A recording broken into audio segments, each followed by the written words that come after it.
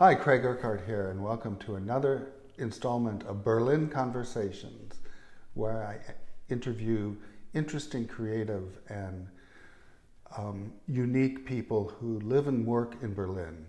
And today I'm very pleased to have as my guest Colin Rich, singer-entertainer. Welcome, Colin. Thank you, Craig. How are you? Happy to be here. I'm very excited. Yeah, good. Thank you for the invitation. Yeah. So you're a singer and an entertainer. Yes. And you came all the way from Memphis, Tennessee to be here in Berlin. Yes. So how did you get into singing? And Very good question. In high school, I sang in the choir. Mm-hmm. And as a kid in Memphis, I actually wanted to be a commercial airline pilot. Oh, wow. And so in junior high school, I got into the choir. Mm-hmm. And as a kid, like I say, the planes would fly over every day. We lived in the final pattern to Memphis International Airport, and I've always wanted to fly. And for my 16th birthday, I flew to New York with the choir that I was singing with under the direction of Dr. Lula Hedgeman, and we sang in Carnegie Hall. It was high school choirs from all over America. Oh, the big choir conference that they do. Choir conference, a big competition, and the ones who won in their city would fly to New York and sing at Carnegie Hall. And that was my first flight at 16 and performing in Carnegie Hall with the choir. That must have been a thrill. That is still a thrill to this day. It's a very strong memory, and the things that I learned from Dr. Lula Hedgeman are the same things that I apply today. The excitement is the same. And so that's how I got into music, because of choir director Lula Hedgeman. I was also a little bit of the teacher's pet. So she would drive me home after school because we lived in the same neighborhood. So it was very important that I do not let her down. Mm-hmm. And so I did the best that I could to keep her happy. And to this day, it's the same dedication that I have for any client that I have, is not to let them down. And so over 20-something years later, it's still the way that I perform. So she was a real mentor for you. She was definitely a mentor. I got my first passport with her, my first plane flight with her, and the experience of being, at the time we were always number one in our competitions. Mm-hmm. And so that feeling of being a part of a winning team is very, very important, because it gives you self-confidence and it gives you the energy to continue what you do. So this was a high school choir? It was a high school choir. It wasn't choir. a church choir? No, I didn't start singing in church. I didn't start singing gospel with the Golden Gospel Singers until I was a couple of years in Berlin. Okay. Yeah. So then when did you decide to pursue a career as a singer? I met a guy named Billy McKenzie. Mm-hmm. He was a singer from the Associates. Yeah. And he was in Memphis, and we hit it off. We went to Graceland, had a great time, and he said he's looking for background singers for his album. And at the time, I was 19, 20 years old, and went to New York to kind of have an audition. And 6 months later, I was in Berlin singing background vocals for Billy McKenzie. Around that time, I was 19, 20 years old. And that was my first experience being professional and being out of the country. I'd never been out of the country before. So Berlin was your first city? Berlin was the first place that same I for came me. to visit. And that was the same thing for me. Yeah. And Berlin has made it possible. At the time I got to Berlin in the 90s, Berlin is still to this day inexpensive and allows musicians to live their dream and not have to do so many other things to pay the bills. Mm-hmm. So lucky for me, I've been able to only do music and fulfill that dream, but also make a living out of it. And so this has continued. You know, there comes a time where you think, okay, well, I can do something else, but I think I've gone too far, beyond the point of return. Well, you've built also a very fine career. I thank God for that, because it's a talent that I have. It wasn't something that I really had to work that hard on. I knew you have to polish it up and you have to present it well, but it's a natural talent. So that's been really, really a blessing that I've had this talent and been able to use it as my source of income. Not just that, it's the people that you meet the places that you go. It's been truly amazing.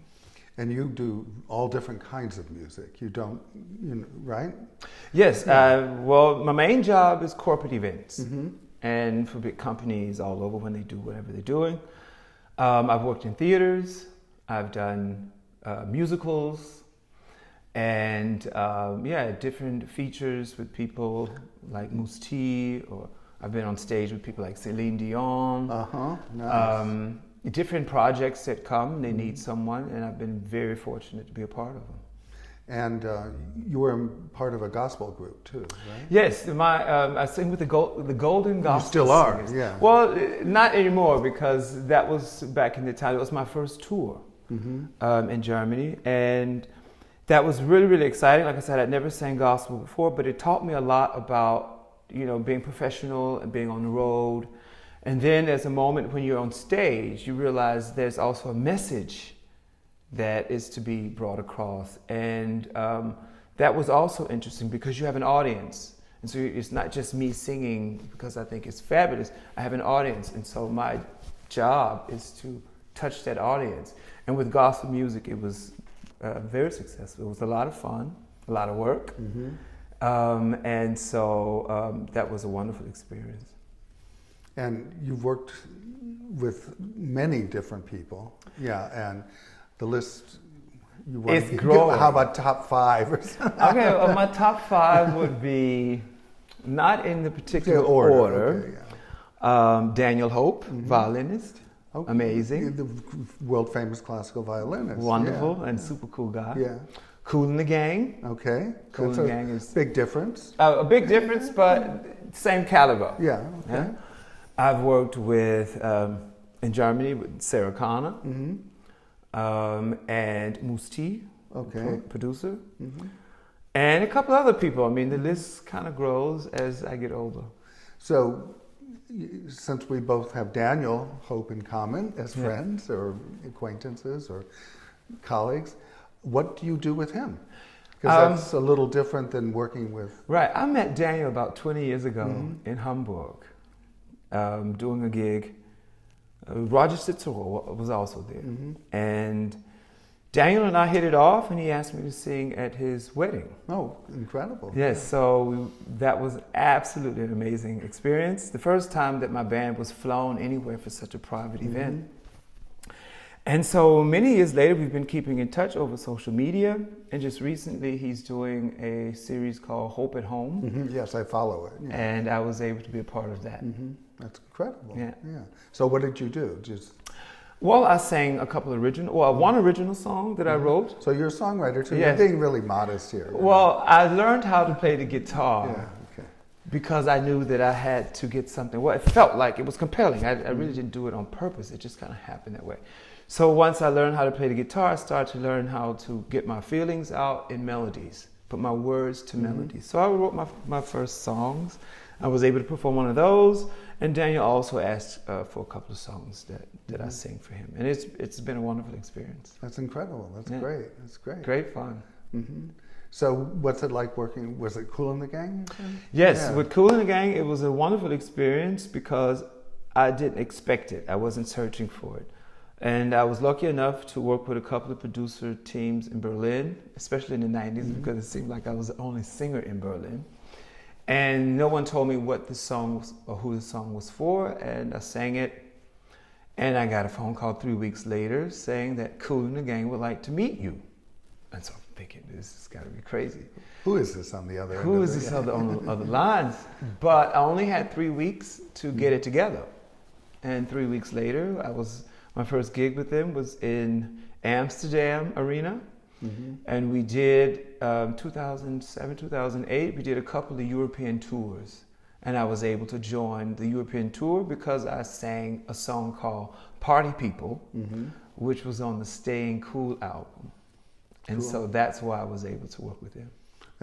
Great guys. Super. Yeah. It's, you get an experience of what it's like to be world famous, although it has nothing to do with you personally. There's a work ethic that is unbelievable when you have 15 people traveling like that. And that itself is a lesson. being a performer, we're used to going on stage, showtime, that's what we do. But everything that goes up to that point is also extremely important. And so I was able to learn what it's like to be world famous on tour. Well, example? Well, some of the hotel suites were really nice. Oh, yeah. We worked very hard, so some of those suites only saw my bag because in sound check, showtime, after show, lobby call at 7 or 8 in the morning, flight out. So, but still, it was a wonderful experience because it gives you a moment to really see what it's like and be what it's like. And those things don't last forever. So I'm able to smile about it. Nothing went bad. It was just a wonderful experience, and it never got tiring. So it was great. It was something that you can only learn when you're working with people like Kool Gang. I get it. Excellent experience. So, and how did you end up on stage with Celine Dion? Okay, well, where was that? This was in the Waldbühne. Oh, the Waldbühne. Wow. Yes, and they were looking for a choir, and I was a part of that choir, and it was really interesting because when you're standing on the stage with someone like Celine Dion, there's your heart rate is almost unreal, almost untrue. And luckily for me, I was spotted on the monitor, and a friend of mine came to me later and said, "I saw you on the monitor, and you looked like Celine Dion was joining you." Oh, that's cool. That's a nice compliment. And I thought that was nice. Yeah. She's a wonderful, like I said, work ethic. The way she puts in this energy and the professionality and things like this is something that people don't really see. They think it's all fabulous and grand. It's a lot of hard work and discipline that goes into it, and she's definitely one of them. It was very, very interesting. Yes, this whole concept of discipline for performing artists. Yes, it's a lot of work. Yes, as you know, I worked with Leonard Bernstein, the famous conductor, composer, and he made it look so simple. But he was constantly working, studying, creating, thinking, and it's a lot of discipline. It's a lot of, and I think there's not everyone has that. I don't think everyone's born with it. And those people who have it are the ones who are very, very successful. I don't know if they're going to tell you the tricks. They make it look easy, but Celine Dion does vocal lessons. Yeah. And you would think, why would she need vocal lessons? She trains her craft like that. I lack a little bit of that, but I know that it's very, very important. And when it's time for me to get it together, I know that I have to get it together because of those lessons that I've learned. So you came to Berlin with the Associates, right? Yes. And did you ever leave, or did you just stay? No, I actually stayed because the Associates, unfortunately, didn't do a tour.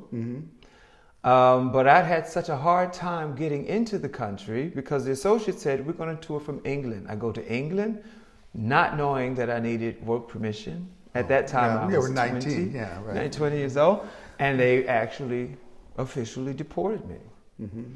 After a long story, cursing out the chief immigration officer, they allowed me 1 week in England. And in that week, I then took a bus from Dundee, Scotland, where Billy lived, to Berlin because I knew people here. And Billy said, yeah, go there because you have to leave the country, and we'll work it out. And it's been worked out ever since. Yeah. So you love living in Berlin. Berlin has been amazing. Yeah. I always ask people why. Well, in the beginning when I got to Berlin, you came in the 90s. In 92. So, you missed the wall. Yes, I did miss the wall. In 92, but still, there was a club scene. It was underground, 90 degrees, 90 Grad, 90 degrees, AVAC, Tresor, Planet, all these clubs were going on. So Berlin was very exciting. Also, it was inexpensive. So I started working in the clubs. My first club I worked in was 90 degrees. And it was great because you met all walks of life.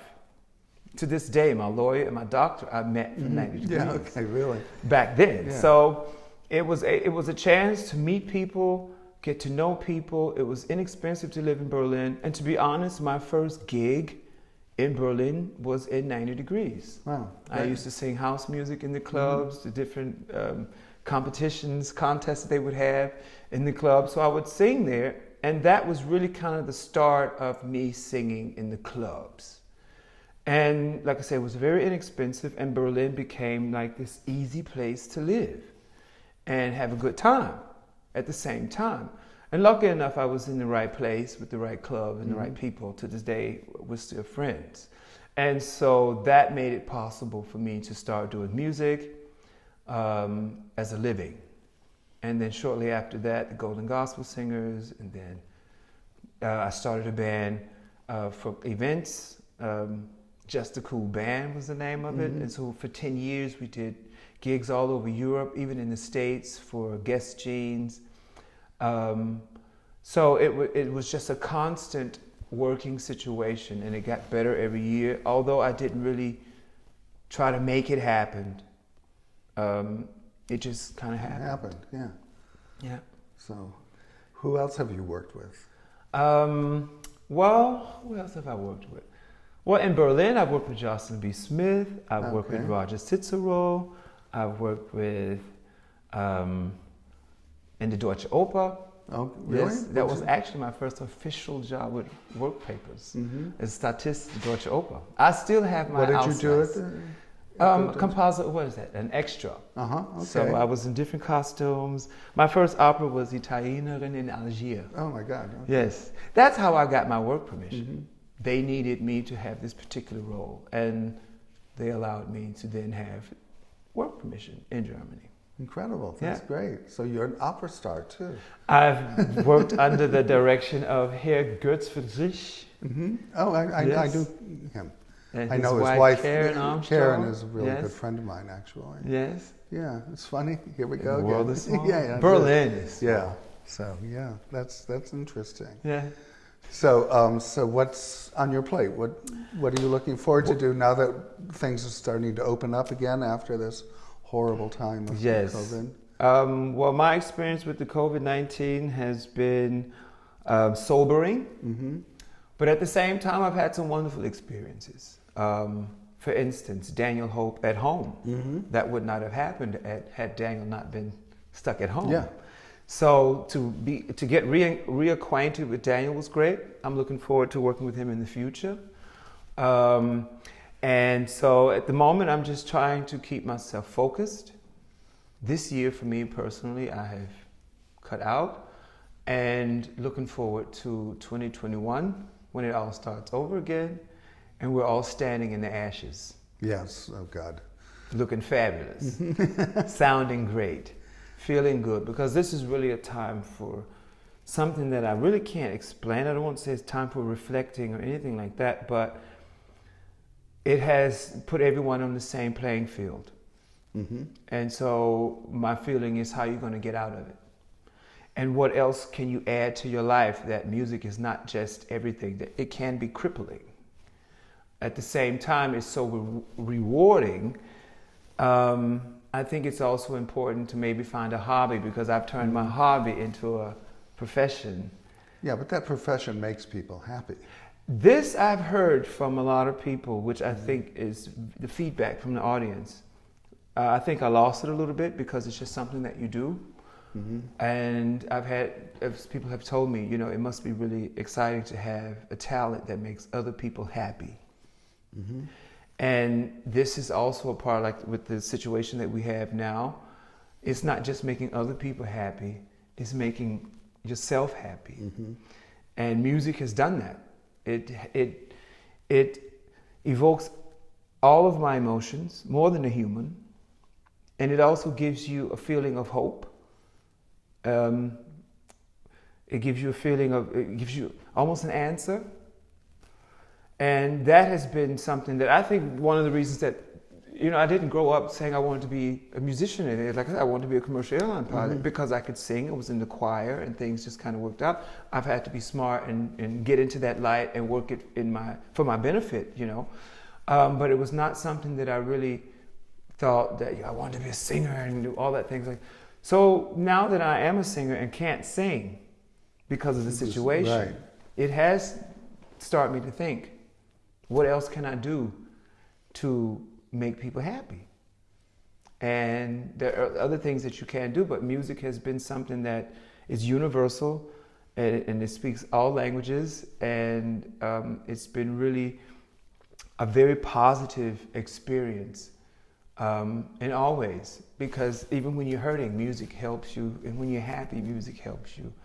And so it's been something that I've used to my benefit, but also to make a living out of it.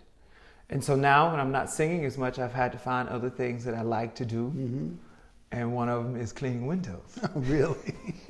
Didn't know that about you. It's very strange, but it's one of the things that I enjoy doing, with, of course, with music. Yeah. But that's one of those things that I've learned. But I'm glad you're going to get back to singing. Yeah. Yes, I'll be singing tomorrow. Right. Yes. You said you're going to go up to Cologne. Yes. So that's great. Well, I just want to say thank you. Is there anything else you want to share with us? Thank you. No, I think it's wonderful that you have done this with the Berlin Conversations, because Berlin has a special conversation. Yes. And it allows people to have a different type of story to tell. And to be able to tell that story with this platform is really, really nice. Well, I don't think I've ever said that I wanted to be a commercial airline pilot. Yeah. That is what I wanted to do with my life. But music had another plan for me. Mm-hmm. And over 25 years later, and still counting. And you're still flying high. I'm still flying high. Yeah. Well, thank you so much for stopping by, Colin. Thank you, Craig, for having me. And look forward to seeing you soon. Yes. Okay. Thank you. Thank you. Thank you for tuning in to Berlin Conversations, and I hope you enjoyed the conversation as much as I did with Colin Rich. And please visit my website, www.craigurquhart.com. I think I should know that by now. And visit my YouTube channel for previous Berlin Conversations. And I look forward to seeing you soon. Take care and thank you. Bye. Have a good day. Ciao. Ciao. Okay.